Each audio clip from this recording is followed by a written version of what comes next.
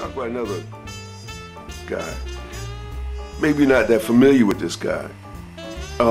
This is Herman Haupt.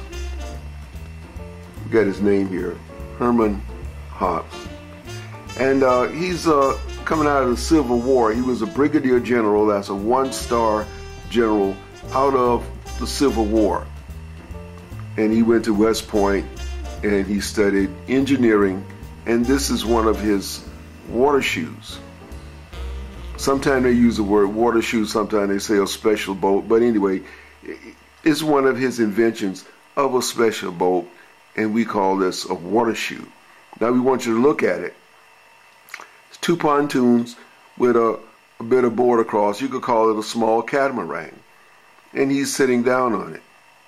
But you can also stand up on this thing. Now, Herman Haupt, what if you go look in the look in a book in Civil War, you have to, here again, get yourself a lunch. Get yourself a lunch, and you don't necessarily need a cart, but you have to get yourself a lunch because you're going to be there for a while and dig through the Civil War and dig through the Civil War and dig through the Civil War, and sooner or later you'll come up with a Herman Haupt.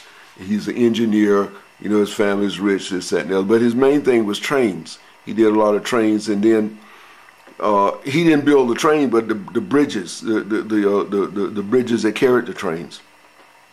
And sometimes they went over wet spans, dry spans, and all this stuff. And you know, the bridges went over water, the bridges went over mountains, crevices, and all kinds of things.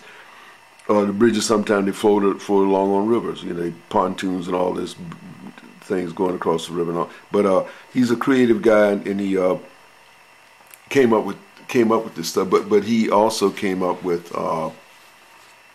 this water shoe. And now we're going to show it down here without him on it.